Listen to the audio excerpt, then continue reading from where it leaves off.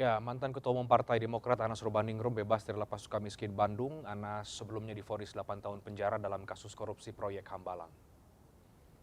Mantan narapidana kasus korupsi proyek Hambalang Anas Urbaningrum bebas dari Lapas Sukamiskin Kota Bandung hari ini.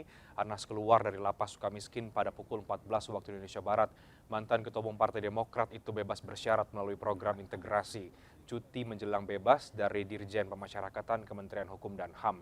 Anas diwajibkan melapor selama 3 bulan ke depan di Balai Pemasyarakatan atau Bapas Bandung sebelum nantinya dinyatakan bebas murni.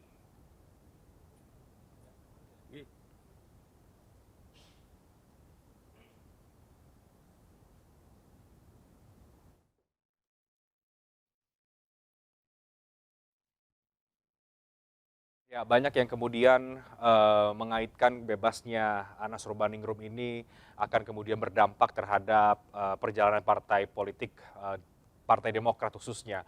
Bagaimana kemudian kita melihat bebasnya Anas Urbaningrum ini? Saya akan diskusikan bersama dengan Bang Adi Prayitno yang sudah bergabung lewat sambungan Zoom. Selamat malam, Bang Adi. Selamat malam, Baik, Renhat. Bang Adi Prayitno, ini Anas Urbaningrum sudah bebas dan tadi dalam pidatonya kita lihat ia menyinggung pihak-pihak yang membuat skenario, pihak-pihak yang menginginkan dirinya menjadi bangkai di lapas dan lain sebagainya. Yang ini kemudian sebelum kebebasnya Anas pun sudah ada sidir menyindir antara Demokrat dan para loyalis Anas. Apa yang Anda lihat dari panasnya di antara kedua kubu ini? Ada dua hal ya. Pertama, Anas itu langsung gaspol, menuduh pihak-pihak tertentu telah melakukan kriminalisasi, Hmm. membuat skenario besar bahwa Anas itu akan ditenggelamkan dan dimatikan karir politiknya. Tapi nyatanya itu tidak membuat Anas kemudian melepuh di penjara di Sukamiskin. Itu terbukti misalnya dari sekian banyak sambutan-sambutan yang hadir pada hari ini, pada siang hari ini, itu menjelaskan bahwa Anas itu tidak bisa dimatikan. Masih Ya. banyak para sahabat, para loyalis, terutama kader-kader HMI yang menganggap Anas itu tetaplah sosok yang tidak terlibat dalam kasus yang dikaitkan dengan Hambalang beberapa tahun silam itu, Reinhardt. Itu gaspol betul Anas ya. Yang kedua tentu ada semacam narasi bahwa Anas akan melakukan serangan balik terhadap pihak-pihak yang telah mentolimi Anas gitu ya. Hmm. Bahwa mereka yang sengaja ingin mengkerdilkan Anas, sengaja ingin membuang Anas, gitu, bahkan menjauhkan Anas dari para sahabatnya, tentu ke depan ini akan menjadi babak baru yang paling banyak ditunggu oleh publik, bahwa Anas itu akan belak-belakan. Seperti halnya Anas dulu waktu sebelum di penjara, ini hanya halaman pertama. Hmm. Ini hanya bab pertama. Akan ada bab-bab selanjutnya yang akan dibuka secara tuntas oleh Anas terkait kasus yang kasus Hambalang itu. Nah, ini yang paling penting sebenarnya ditunggu oleh publik. Apakah kasus yang menimpa Anas ini memang ada intervensi penguasa, ada kekuasaan politik yang begitu kuat saat itu yang menginginkan Anas di penjara. Yang kedua adalah apakah betul kasus yang membelit Anas ini adalah hanya kasus yang tersentralisasi pada Anas dan tidak melibatkan pihak-pihak yang lainnya. Buka-bukaan, belak-belakan inilah yang tentu saja day to day ke depan akan ditunggu oleh Anas Urbaningrum ya. Saya Hmm. kira dua poin itu yang paling banyak ditunggu oleh publik, Reinhardt. Oke, dan apakah Anda meyakini itu akan dilakukan oleh seorang Anas setelah bebas ini? Ya karena kalau membaca narasi politik yang disampaikan oleh para loyalis khususnya, termasuk statementnya Anas, itu jelas bahwa Anas itu seakan-akan membentengi diri sebagai orang yang tidak bersalah Hmm. dalam kasus Hambalang yang telah membuat Anas itu masuk penjara selama 8 tahun. Anas menyatakan mohon maaf buat mereka yang bikin skandal besar, yang ingin menjauhkan Anas dari para sahabatnya, itu tidak terbukti. Nyatanya Anas keluar disambut dengan buruk oleh para apa namanya kader-kader HMI dan para sahabat Anas yang itu menunjukkan bahwa Anas itu dipersepsikan sebagai orang yang tidak bersalah. Hmm. Meski pada saat yang bersamaan misalnya kita tahu persis bahwa ada fakta hukum yang tidak dibantah, di mana Anas telah dijatuhkan hukuman yang saya kira cukup lama dan membuat hak politik Anas itu dicabut selama 5 tahun. Tapi saya kira Anas ini memang gaspol ya, meski sambil lalu memang secara perlahan tentunya Anas akan memulihkan bagaimana karir politiknya gitu ya, Hmm. yang kemudian dihilangkan selama 5 tahun itu secara perlahan sudah mulai bisa dihilangkan sedemikian rupa. Tapi yang jelas Anas setelah bebas, eksistensi Anas sebagai politisi, sebagai aktivis, sebagai mantan ketua umum Demokrat, sebagai mantan ketua umum PBNI pastinya akan paling banyak ditunggu oleh publik. Terutama itu tadi Reinhardt, kaitannya dengan belak-belakan bahwa Anas akan membuka seluas-luasnya tabir gelap yang selama ini terselubung seakan-akan kasus Hambalang ini hanya terjadi pada Anas. Hmm, Orang misalnya meyakini Hambalang ini ya mengalir kemana-mana, hmm. bukan hanya kepada Anas. Dan tentu saja Anas juga akan ditunggu apa manuver politiknya, terutama terkait dengan ya Partai Demokrat yang dulu sempat dipimpinnya itu. Apakah Anas akan mengajak teman-teman dan para sahabatnya yang saat ini di Partai Demokrat untuk pindah ke lain hati, misalnya bergabung dengan PKN yang konon akan menjadi landasan pacu untuk Anas terus kembali dan bangkit dalam dunia politik. Oke, baik. Bang Adi, kalau kemudian langkah itu, serangan Anas, serangan balik Anas itu akan dilakukan, sejauh mana itu bisa berdampak terhadap eksistensi Partai Demokrat yang saat ini pun di luar itu juga tengah menghadapi cobaan dalam tanda kutip ya. Banyak yang kemudian memanas-manasi situasi bahwa Demokrat akan selesai dan lain sebagainya dan sebagainya. Apakah bisa sampai sehebat itu dampaknya, Bang Adi? Kalau saya tidak pada kesimpulan itu, bagi saya terlampau buru-buru misalnya bebasnya Anas ini akan menggembosi Partai Demokrat. Kalau melihat kecenderungan secara umum, sampai saat ini Partai Demokrat itu tetaplah solid. Misalnya nyaris tidak ada satupun elit ataupun kader-kader Partai Demokrat yang kemudian menyatakan keluar dari Demokrat dan ingin bergabung dan tetap mendukung Anas Urbaningrum. Minimal statement itu per hari ini tidak muncul ya. Oleh karena itu saya membaca Demokrat pastinya solid dalam konteks ini, di mana mereka akan tetap loyal dan tetap tegak lurus kepada AHY sebagai ketua umum. Tapi ingat, pada level wacana, pada level kognitif, bebasnya Anas ini tentu saja bukan hanya membuat panas dingin, bukan hanya membuat panas Partai Demokrat, tapi ini juga sangat mengganggu Partai Demokrat, terutama ketika menghadapi dua event besar. Pertama, persiapan Demokrat mengikuti pemilu dan berharap AHY dipinang sebagai cawapresnya Anies. Yang kedua adalah menghadapi gugatan kasasi yang dilayangkan oleh kubu Moloko di Mahkamah Agung. Di tengah itu tiba-tiba Anas muncul memberikan satu narasi politiknya.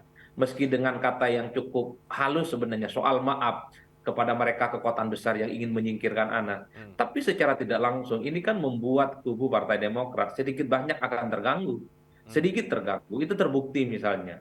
Ketika AHY ditanya terkait dengan bebasnya Anas, statement AHY kan terkesan ketus. Nggak ada urusan dengan saya. Itu kan statement-statement yang ketus, bukan statement politisi. ya. Terkesan ada gangguan yang kemudian muncul ketika Anas muncul.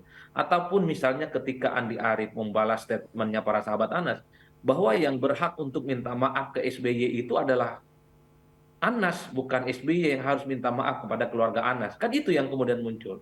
Dalam banyak hal, pada level diskursus, saya kira memang dalam hal-hal tertentu Partai Demokrat agak terganggu soal narasi dan wacana ke depan yang akan berkembang. Hmm, Bahwa Anas akan rebounds, bahwa Anas akan membuka kartu selebar-lebarnya terkait dengan kasus Hambalang yang tentu saja sangat terkait dengan posisinya saat itu sebagai ketua umum partai besar, sebagai ketua umum partai politik yang memenangkan pemilu 2009. Inilah yang kemudian membuat ketar-ketir sebenarnya bahwa soliditas Partai Demokrat yang saat ini memang cukup kuat itu secara perlahan mereka terganggu karena begitu banyak persoalan-persoalan yang akan mereka hadapi.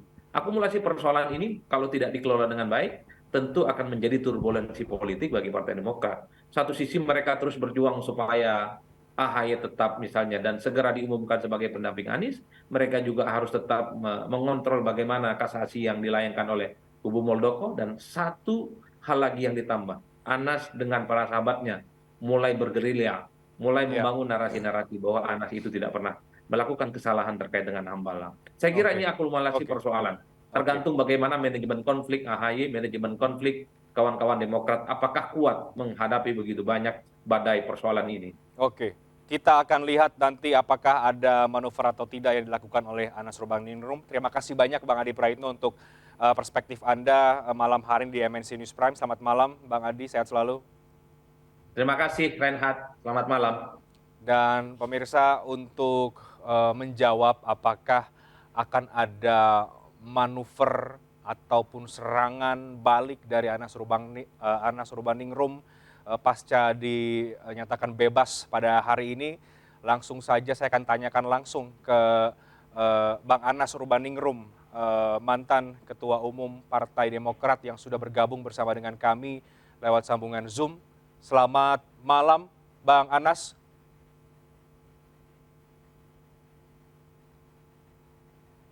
Mas Anas, mohon maaf, ini suaranya termute, mungkin bisa diperbaiki terlebih dahulu. Ya, sambil, jadi belum terdengar di kami di studio, mungkin sambungan Zoom-nya termute dari sana.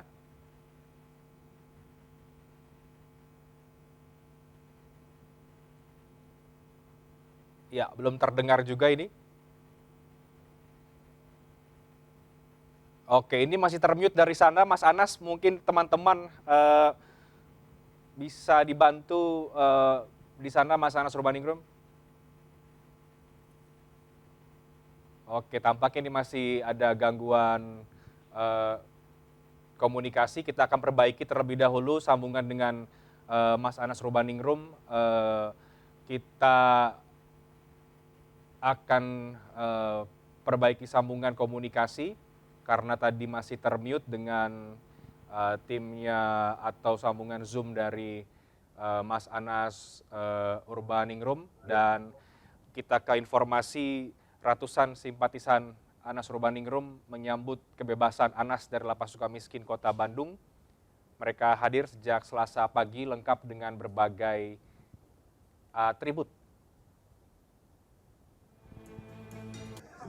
Ya, ini dia tadi ratusan simpatisan Anas Urbaningrum memadati kawasan Lapas Sukamiskin Kota Bandung sejak Selasa pagi. Mereka menyambut Anas usai mendekam di penjara selama 8 tahun. Beragam atribut seperti bendera organisasi dan ikat kepala mewarnai penjemputan Anas Urbaningrum. Anas keluar dari Lapas Sukamiskin Kota Bandung pukul 14.00 waktu Indonesia Barat. Ia divonis penjara atas kasus korupsi Wisma Atlet Hambalang pada tahun 2013 yang lalu.